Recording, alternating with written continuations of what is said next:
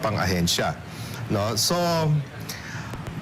para sa akin, kung talagang gusto ni BBM na magkaroon siya miski na papano ng kaunting legacy na maipagmamalaki niya, tuunan niya ng totohanang pansin yung corruption sa natitirang 2 taon ng kanyang administrasyon. Ipakulong ang dapat ipakulong, usigin ang dapat usigin, kay kamag-anak niya, kay sino paman.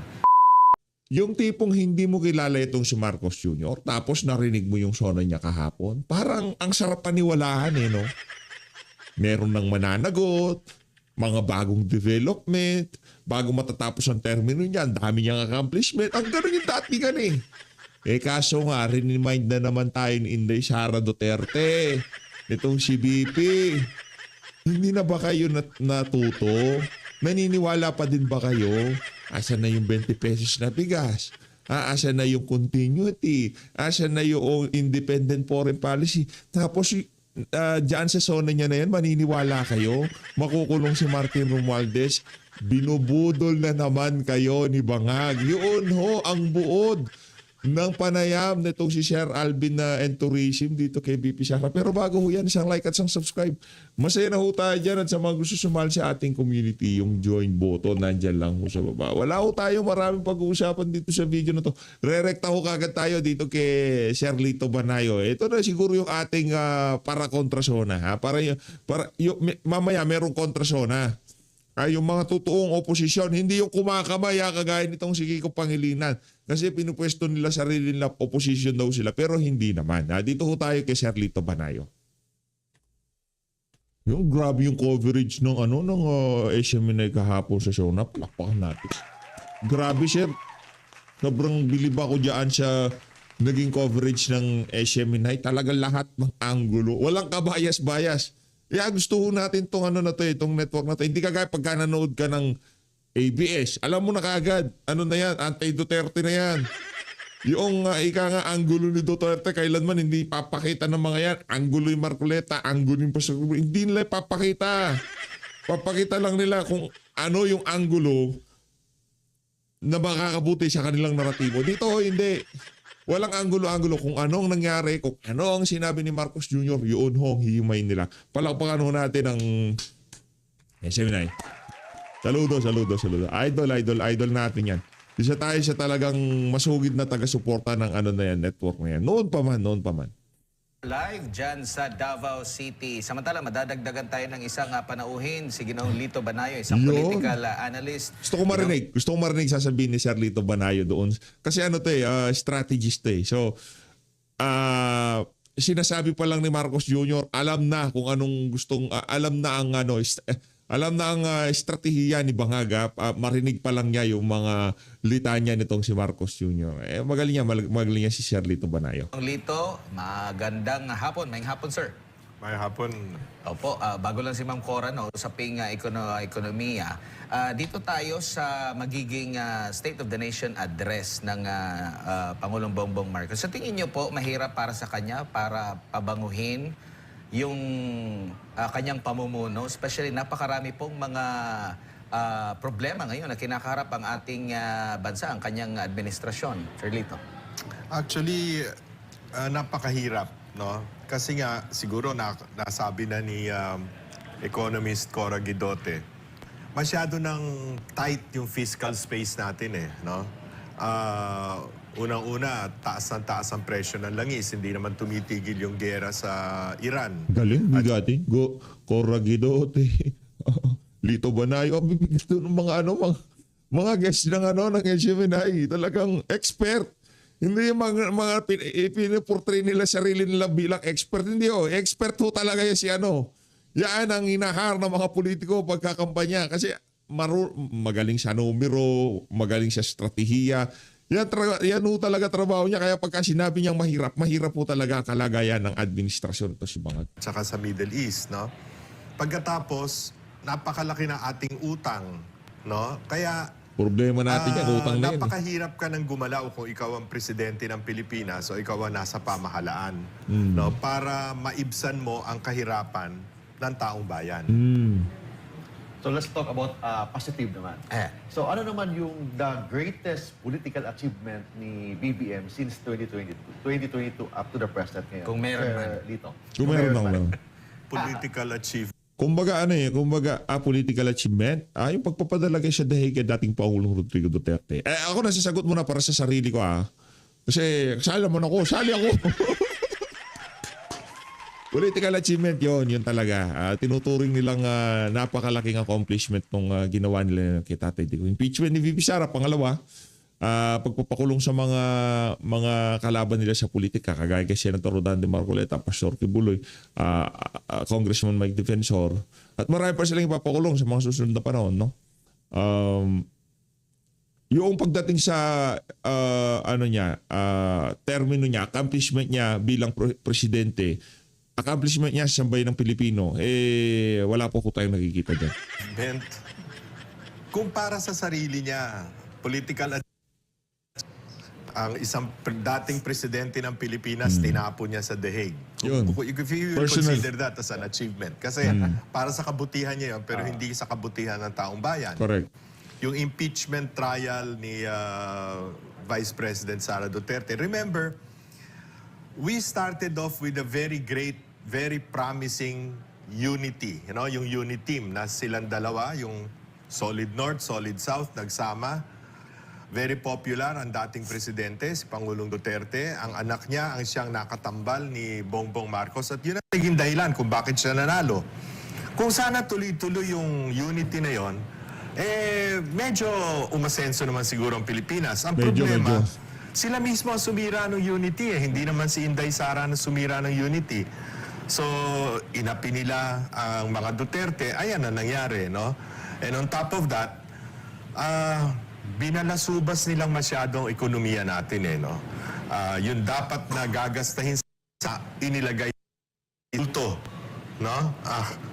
So, yeah, itong problema ngayon natin na hindi nila maintindihan kung anong gagawin. Kaya, hindi ko maintindihan kung anong pangako na naman, bagong pangako na naman ang sasabihin ni Pangulong BBM ngayong ika-5 SONA niya. Yung penultimate SONA na ito. Actually, yung SONA sa susunod na taon, yung last SONA niya, baliwala na yun Wala na. That's pamamaalam na yan because by then, ang iniintindi na ng tao kung sino ang susunod na presidente. No? So speaking of Inday Sara, ano yung political impact sa impeachment trial against BP Inday? Okay, the problem of the impeachment trial on top of what has been happening since they kidnapped the former president is masyado ng polarized ang bansa, no? To put it in more colorful words, parang nahati ang bansa between the DDS, the Duterte supporters, and the Duterte haters, yung die-hard Duterte haters. Kasama na dyan yung mga pinklawan, kasama na yung mga kaliwa, at of course, directed by the government itself, no? So ayan ang nangyari.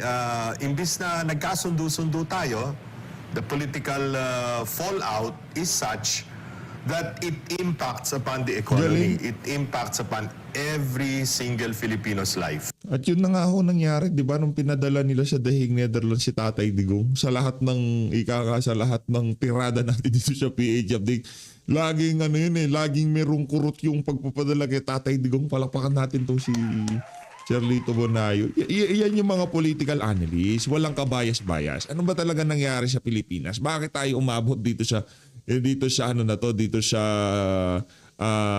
punto na to, di ba? Dahil yan sa pagpapadala kay dating Pangulong Rodrigo Duterte sa The Hague, Netherlands. Yan din yung kurot natin sa puso Yung tipong, kahit hindi na ituloy yung impeachment, galit ka pa ba kahit na gusto nang meron silang kung tawagin magre-reconcile sila. Yung tipong, walang compromise sa atin. Kung gusto nang reconcile, pauwiin sa Pilipinas si dating Pangulong Rodrigo Duterte. Yun lang lagi ang ating di ba? Yung lang naisin natin dito sa PH Update. Una sa lahat, naglingkod siya ng buong katapatan sa bansang Pilipinas. Tapos yung edad niya, yun talaga ang problema natin. Yung edad nitong si dating Pangulong Rodrigo Duterte, doon tayo nagkakaproblema. Yung edad ni Tatay Digong. Kasi narinig ko sa kanya noong may nangyari kay Joma. Sabi niya, ang pinaka masakit na mangyari sa isang Pilipino. Isang makabayang Pilipino, ay kilala na si Tatay Digong, makabayan yan. Yung magurgur ka sa isang banyagang bansa.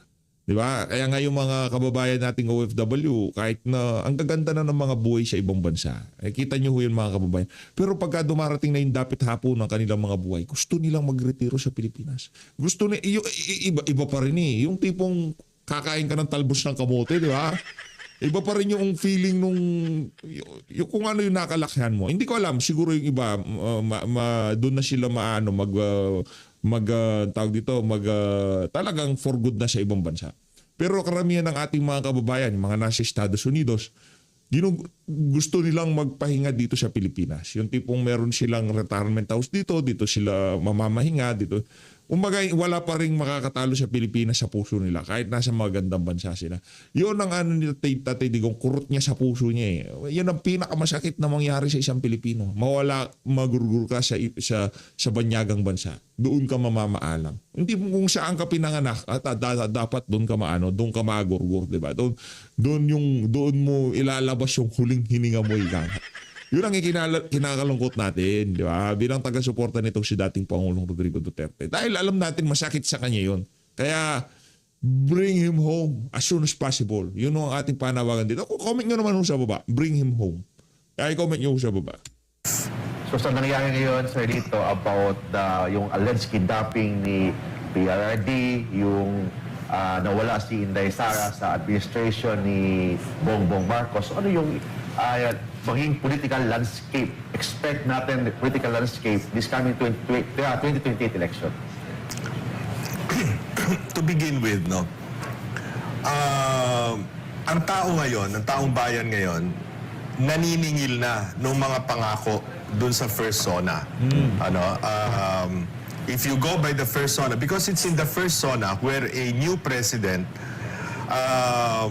sets up his goals, his priorities, no? The things that he wants to do, no? At pag pinakinggan mo yung first zona, napakaganda eh, actually. No? Unang-una, pinuri niya pa si Pangulong Duterte doon. At sinabi niya, the state of the nation is sound coming from President Duterte's administration. Pero ngayon, lahat na ginagawa nila para i-demonize ang mga Duterte. Si Pangulong Duterte, kung ano-anong iniimbento nilang hindi naman ginawa ni Pangulong Duterte, kung ano-anong kasinungalingan ng gagaling sa kanyang spokesperson.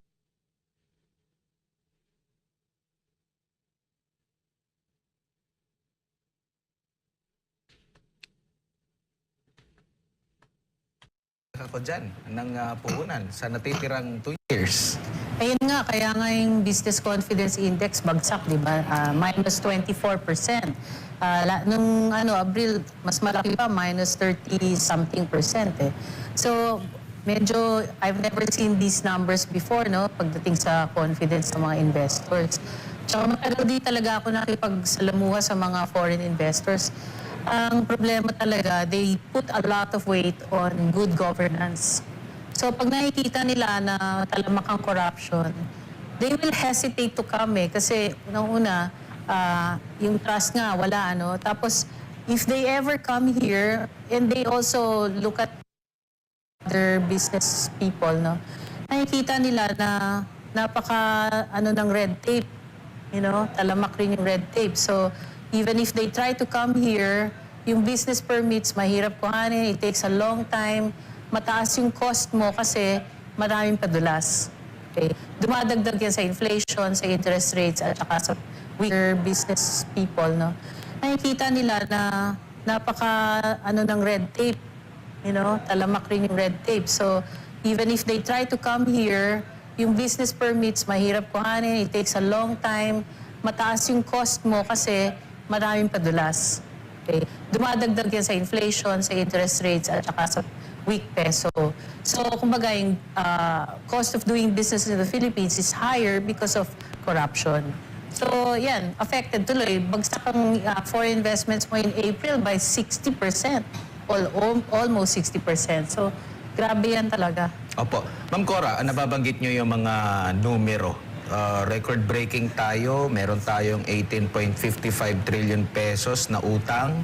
Meron din tayong mataas na piso kontra dolyar. Baka sabihin naman nila na apektado tayo sa gulo dyan sa gitnang silangan. Maaring gawing rason. Pero kaibahan ng ginagawa ng Marcos administration, compare dito na lang, hindi na tayo lalayo sa mga Southeast Asian nation. Yeah. Actually, kung titingnan mo, hindi nila pwedeng gamitin yung oil prices as a reason kasi yung first quarter na 2.8% growth, wala pang crisis nun eh. Nangyari lang yung crisis towards the end of March. So most of the first quarter, talagang it was internal, walang external factor. Ano nga ba yung tanong mo? Isa? Yung sa yung utang and yung mismong yung 61 pesos na tayo ngayon ang dollar versus sa peso. So mahihirapan ng bumalik yung piso, no? Kasi ngayon mahina nga yung investments, tapos yung exports mo, paano mag-i-improve yung exports? Tinaasan pa yung tarifa. Talaga, as Mr. Banayo said, no? Na ano kaya sasabihin ni BBM sa zona niya? Kasi napakahirap nang i-justify yung mga nangyayari ngayon unless gagawa siya ng rainbow promises na naman, ano? Opo, at pero pinagmalaki niya ilang weeks nang nakalilipas na umabot na tayo sa upper middle income. Pero ano lang yun simple average. So yung upper middle income ng World Bank is gross national income divided by the population. So walang granular analysis yun. So pag tinignan mo yung lower and upper middle income, nagkakaroon ng concentration doon. So yung concentration of wealth na nandito sa high income, yung poverty rate ng lower income, lumiliit yung middle income mo. So kaya akala nila lumalaki yung economy. Hindi, actually, yung middle income mo nasi-squeeze, tapos dumadami yung low income, tapos yung wealth concentration nandito lang sa top tier mo. Because of corruption, tsaka yun nga, yung napakataas ng mga tax rates ngayon, di ba? So, Opo. Balikan ko lang si Sir Lito. Sir Lito, sa SONA ng Pangulo, ngayon pong araw na ito, tingin mo kakagatin agad ng mga Pilipino? Kasi sa nakalipas na mga apat niya na SONA, ang dami talaga niyang pangako. Meron pa siyang mga bibigat na mga binitawan nun. No? Una, bago pa yung mahiya naman kayo, pinagmalaki niya yung 5,500 na mga flood control projects. Now, after isang taon, sabi niya, mahiya naman na kayo. Sa tingin mo, makakalimutan ng taong bayan ito? Paano kaya ipipihit ni PBBM ito na or hindi niya maiiwasan yung mga nababanggit sa mga nakalipas din niya na SONA? Siguro, Admar, pare, ma-explain natin na mabuti yan. No? Tunghayan natin yung kanyang first SONA. Sabi niya doon, and I'm quoting from his speech, "In terms of the economy, we will implement sound fiscal management. Expenditure priorities will be realigned and spending efficiency will be improved to immediately address the effects of COVID-19 and also prepare for future shocks." grabe lahat. Madaling salita, ang pangako, aayusin ang gastos ng pamahalaan at ipaprioritize ng maayos ang spending. Pero ano nangyari? Baliktad. Ngayon, ang susunod na budget natin, according to DBM, 7.2 trillion. That is 600 billion higher than last year, which was 540 billion higher than 2024. So, pataas ang gastos. Ang problema, hindi naman tumataas ang ating revenues. Tinatawag na fiscal space, panipis ng panipis. Despite the fact na meron tayong COVID-19, 2 taong lockdown, nagtapos ang administrasyon ni Pangulong Duterte na 59% ang debt to GDP ratio natin. Ibig sabihin, pag kinompare mo yung GDP natin sa ating utang, 59% of GDP lamang ang utang. Ngayon 66% na At pataas pa dahil sa nangyayari nga, no? Dahil halimbawa, 1/3 ng utang natin na 18.55 trillion according to Ma'am Cora, no?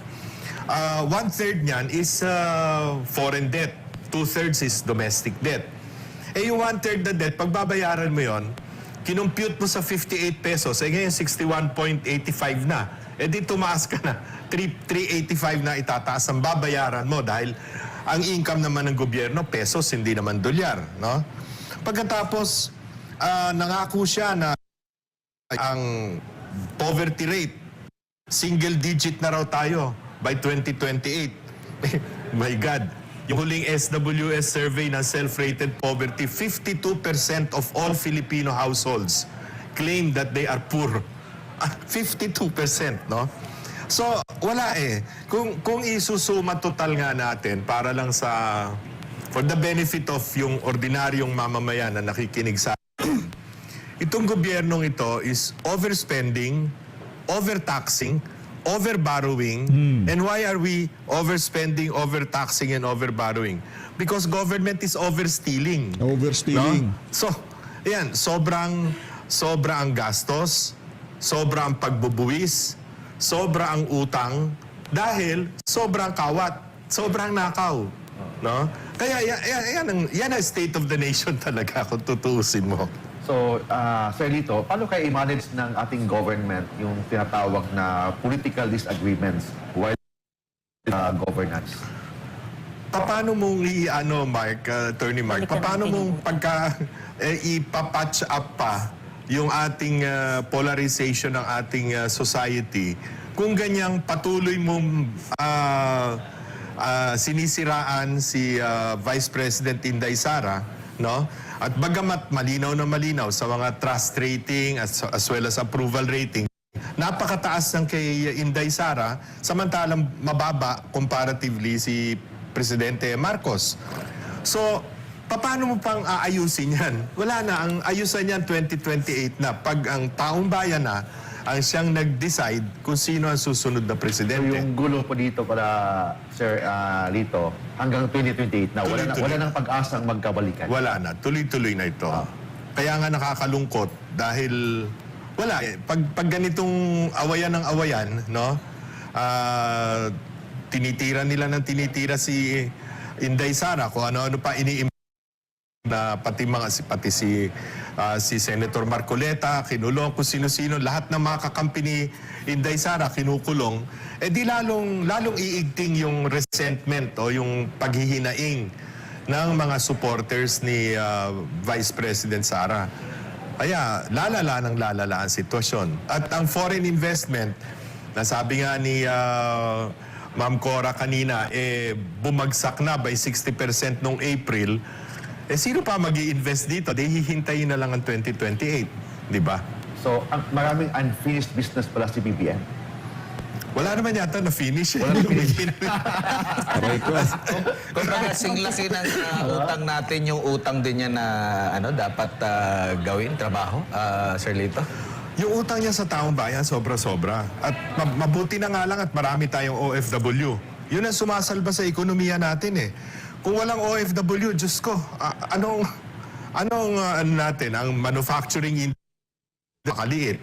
Ang agricultural performance, can you imagine, in a country which used to pride itself as an agricultural powerhouse, bagsak na bagsak. Ang importation natin ng bigas ngayong taong ito, according to the US Department of Agriculture, will be 6 million tons. No? 6 million tons. Nung panahon ni Pangulong GMA, that was 2 million tons. Napakataas na nung 2 million tons. Na nung panahon ni Pinoy, nagawa naming 860,000 tons lamang. No? Ngayon, 6 million tons. Paano pa yung mga farmers natin? Lahat na lang inaangkat na natin. Pati gulay, inaangkat natin. Baboy, inaangkat natin. Isda, pati galunggong, ini-import na natin. Hindi ko maintindihan kung anong mismanagement ang ginawa nila. Opo. Ma'am Cora, baka may maidagdag ka doon sa utang natin? Actually, yan ang sa akin pinakamalaking worry kasi yung utang na yan may pangmatagalang effect yung population. No? Kasi kaya binabalikat ko parati yung tatay ni BBM kasi nung time na yun, nung naging presidente si Marcos Sr., 5 years old pa lang ako. Nung nakalabas tayo sa IMF program, I was already in my 40s. Okay? So, ibig sabihin, nung nakalap niya yung utang, 21 years, took another 20 years para mabayaran yung inutang ng tatay. So ngayon, itong anak, mas malaki pa yung inutang kasi yung inutang ng tatay is over 360 billion pesos. No? Si BBM, in his 4 years, utang na yan ng 5.8 trillion pesos. Ganyan nakalaki. Ito 5.8 trillion can build 3.6 million homes that are worth 1.5 million per home. No? So, ganun kalaki yun. So, ngayon, ano ibig sabihin yan? Kada Pilipino ngayon, meron ng 161,000 pesos. So, hindi pa pinapanganak, nasa tiyan pa lang may utang na yan. Ganun ka na. Lumalaki yung utang natin ngayon, on the average, by 10%. Ang economy natin is only growing by 5%, tapos pababa pa yung trajectory. So, ibig sabihin yan, pahina ng pahina yung ating economy habang tumataas ang utang.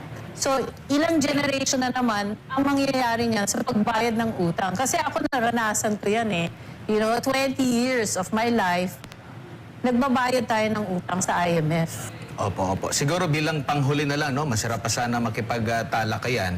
Pero last message na lang or baka may hindi kami naitanong na pwede niyong banggitin po, Sir Lito. Parang napakahirap na magbigay ng positive statements at this point in time in our national life, no? Ano ang pwedeng gawin? Walang masyadong fiscal space na ine-explain nga ni Ma'am Cora kanina para pondohan ng gobyerno ang infrastructure na kailangan para makapag-employ ng maraming tao at miski na papano umusad ang ekonomiya. Wala ka ng fiscal space, no? Yun nga mga projects na iniwan ni Pangulong Duterte, katulad ng subway project sa Metro Manila. Dahil inilipat ang pera sa flood control, dati 2028 tapos na yan. Ngayon 2034 aabutin. So yung susunod pang presidente, no, 2034 pa makikinabang. Yung railway project natin, na napaka-importante. Sinabi rin niya ni BBM doon sa kanyang unang zona. Ano nangyari? Nakatenga. Walang kilos. Kasi nga nalipat sa mga corruption prone na flood control at infrastructure projects ng DPWH at pang ahensya. No? So, para sa akin, kung talagang gusto ni BBM na magkaroon siya miski na papano ng kaunting legacy na maipagmamalaki niya, tuunan niya ng totohanang pansin yung corruption sa natitirang 2 taon ng kanyang administrasyon. Ipakulong ang dapat ipakulong, usigin ang dapat usigin, kay kamag-anak niya, kay sino pa man. No? Kasi yan na lamang siguro ang makapagbibigay ng konting consolation, consuelo para sa taong bayan, ano? Na at least may mga makukulong, merong mga mauusig. Other than that, wala na ako nakikita. Opo, Ma'am Cora? Alam mo yung Ma'am Cora, report Ma'am Cora. card niya sa economic performance, lumabas na yung katotohanan eh.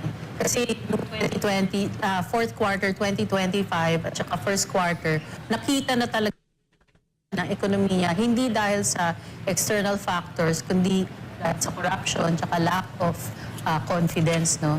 So, napakaliit na nung kukunti na ng option si Presidente, no? Dahil lumabas na talaga lahat eh. Hindi na siya pwede magtago. At saka, ano pang sasabihin niya ngayon?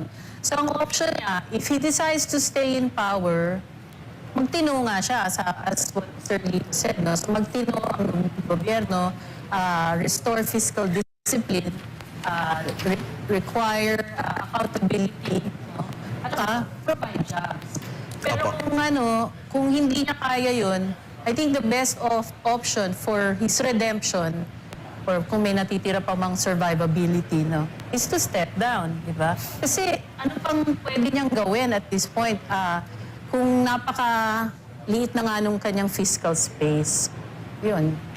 Maraming salamat. Ayun ho, ang ganda ng talakayan diyan sa SMNI kahapon diyan sa zona nitong si Marcos Jr. Ano ho sila ika nga walang kabayas-bayas. Kung ano yung nangyayari sa ating bansa, yun ho ang kanilang pinag-uusapan. Di kagaya ng mga taga-mainstream media. Naratibo lang ni Bangag ang kanilang itinutulak. Direkta ho tayo sa dahig. Ano lang muna tayo? Okay. Correct. Okay guys. Vice President Inday Sara Duterte, welcome back to the Netherlands. Kamusta po kayo, ma'am? Thank you for the welcome, and I welcome as well our mga kababayan na galing sa iba't ibang bansa na nandito sa Den Haag. I'm okay, walang problem. VP Inday, I think a lot of people wants to know, kamusta po ang inyong ama, ma'am? That's the burning question naman all the time. Okay lang naman siya, wala pa siyang problema. We had productive discussion about politics. So, ang gusto lang, naubos yung oras namin sa tatanong niya sa estado ng politika sa Pilipinas. Ma'am, it seems that notably 30 minutes early yung pag-out niyo, ma'am. Is this a new development? Kasi 2:45 pa man, ma'am, wala pa nag 3 o'clock.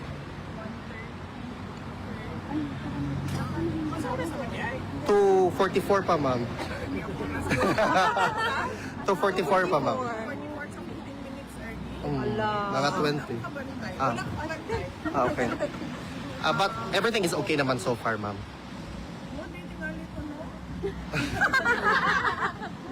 Wala ka, VP. Actually, nag-chismis pang mag-miniter dito kanina. Tapos, so ang security na I have to go down, I have to go. And then, Pierre requested 5 minutes extension para lang mahuman ang chismis ba. But said no, not today. But on any other day, yes. So I was thinking maybe, I don't know. Okay. I do not know. Kasi na siya lain na schedule pa. Okay. VP Inday, yung recently concluded mo na meet and greet sa London, nakita ng buong mundo na solid talagang suporta sa iyo ng taong bayan. That's basically the trust and confidence of overseas Filipino workers just for London alone. How do you feel, ma'am, seeing that particular crowd? Well, heartwarming at nakakahiyak dahil karamihan sa kanila face-to-face na ang una talaga nilang tanong is kamusta na si Tatay Digong. At kung hindi man yan, ang sinasabi ay ipaabot mo yung aming pagmamahal at pagdarasal kay Tatay Digong. So, karamihan talaga doon yung kanilang pangungulila kay President Duterte.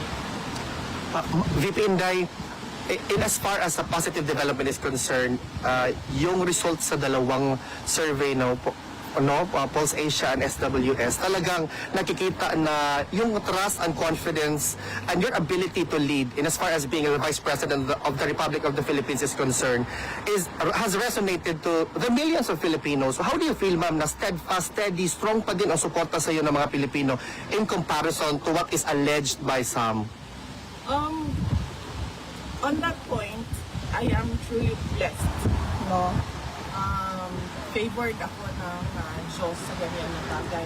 Hindi ako makapag-explain sa mga surveys dahil hindi ko naman alam paano yung ginawa, o sino ang nagpagawa niyan. Pero lagi lang talaga ang sinasabi ko kapag merong survey na lumalabas ay nagpapasalamat ako sa patuloy na pagtitiwala ng ating mga kababayan sa akin, sa aking mga kasamahan sa OVP at syempre sa aming opisina.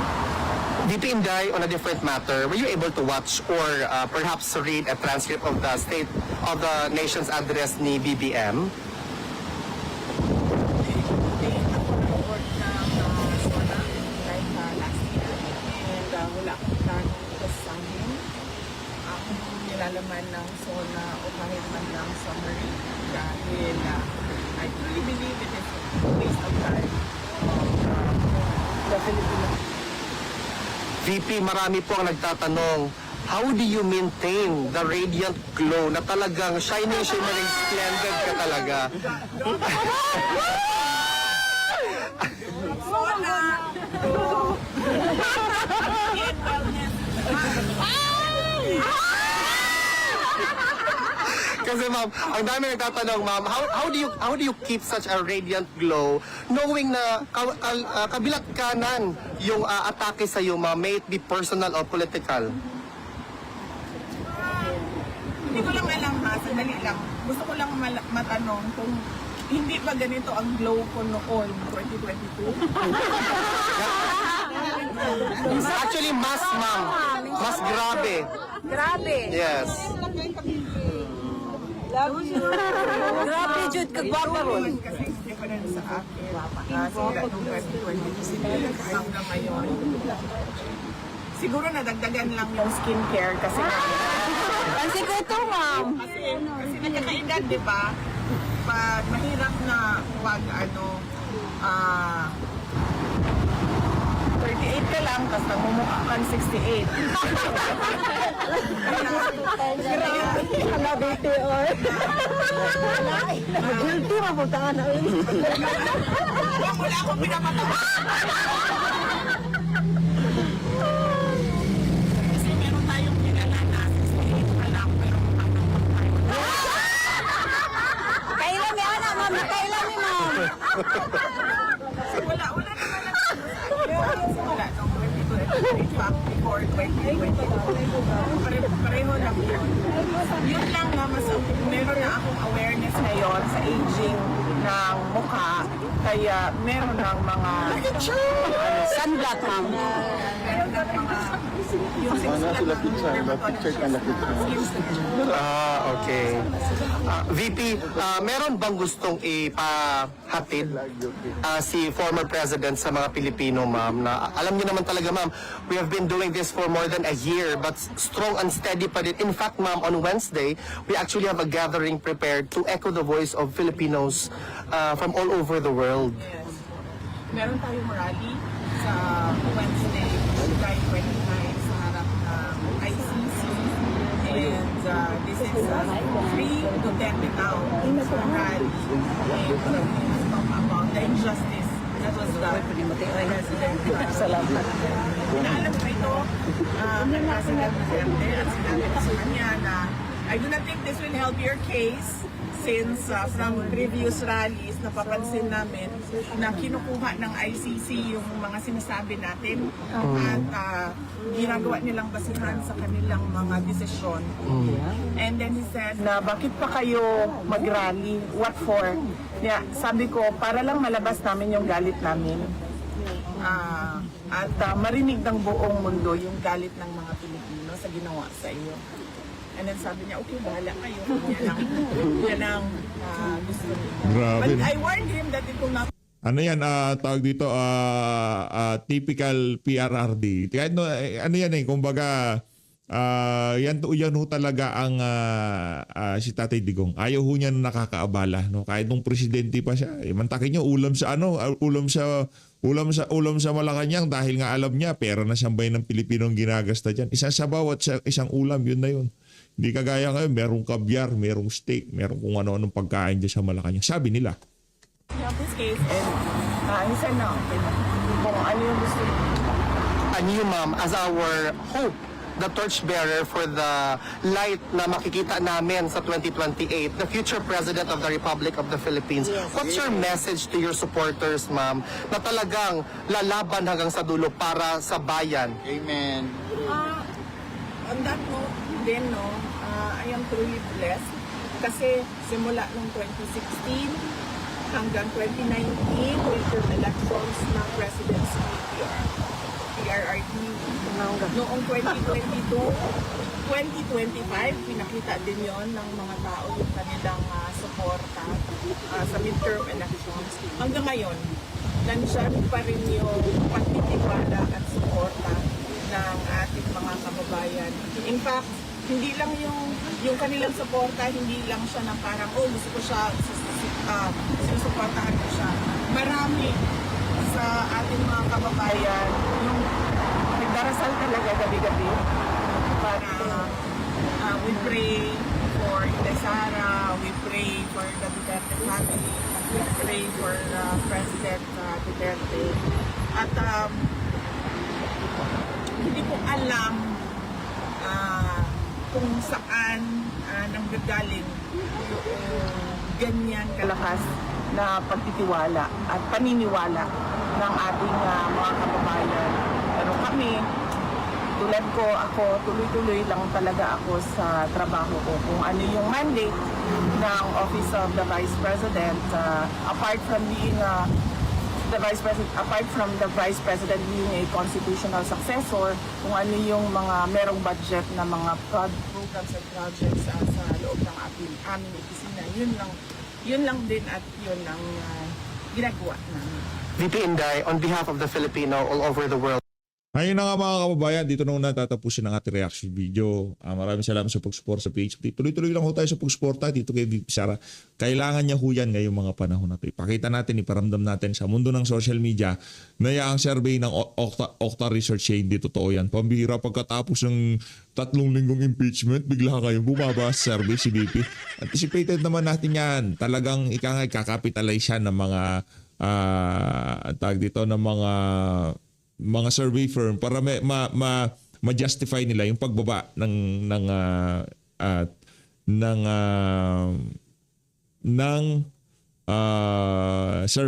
mga numero sa survey nitong si Sara. Maraming salamat. Mag-ingat po kayo lahat.